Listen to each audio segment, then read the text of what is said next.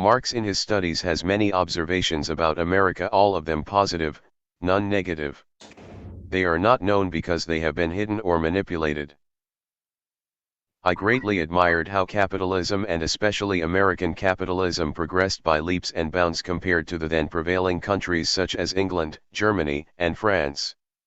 He quickly understood that if there is a place free of legal, feudal obstacles, free of prejudices towards the initiative of trade and production like North America, it could surpass those countries where inventive and innovative capacity found it difficult to flourish and grow. In Marx's time there were imperialist countries, England, France, Spain, etc. However, he never subordinated or focused his efforts against any empire or against the big bourgeoisie. Marx was not an anti-imperialist or an anarchist, he was a supporter of communism.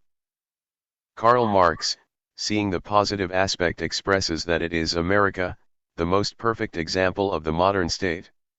One both in the aspects of its capacity as a political system, as well as in the production and distribution of commodities, as well as in the social, legal, moral, and religious aspects. Elsewhere Marx expresses America, the most progressive country too, in a letter to Pavel Anenkov. Here he is speaking in comparison with all countries, including England at that time was the hegemonic country, which was followed by Germany and France. And in the Communist Manifesto itself, Marx states, European emigration has made possible the colossal development of agriculture in North America, whose competence moves the very foundations of Europe's large and small territorial property. It is it that has also given the United States the possibility of undertaking the exploitation of its enormous industrial resources with such energy and in such proportions that it will soon have to put an end to the industrial monopoly of Western Europe, and especially that of England. These two circumstances in turn have a revolutionary impact on America itself.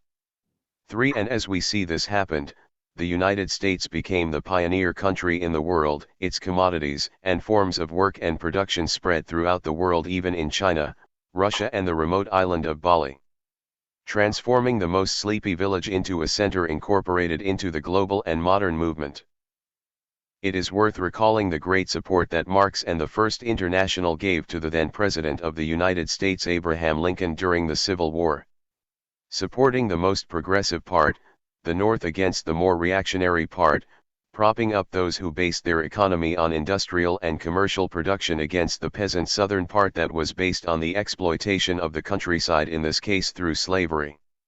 Topic that we will see later. Such was and is the inventive capacity of the Yankees that Marx's companion Frederick Engels wrote, American inventions displace English patents and machines every day. For Engels, a German who knew London very well, was amazed at what the Americans did with that sleeping land. North America also has the most energetic population in the world, deposits of coal compared to which the English seem almost an infinitely small magnitude, iron and all other metals in abundance. 5. Concluding like his lifelong friend that the center of global industry will soon change from England to the United States. 6. What lessons can we see here to undertake? Look for fertile land to cultivate, land with few or no obstacles. Do not engage in projects or businesses that require a lot of work and bear little fruit. Ask yourself if you will have human capital, that energy population that Engels speaks. Place yourself in an environment, whether it's a country, a city, your friends, or a club that welcomes and encourages inventiveness and innovation. Avoid confrontations with kings and monarchs and seek new levels of participation in the same land, in the same field of investment. It encourages the formation of entrepreneurial environments at any level, family, local, in a club or business chamber, municipal council, etc. All these measures will make you, your community and your country a better hope. Notes. Karl Marx, The German Ideology, 1846. Karl Marx Letter to Pavel Anenkov, 1846. Karl Marx, The Communist Manifesto, 1848. Frederick Engels, The System of Wage Labor, 1849.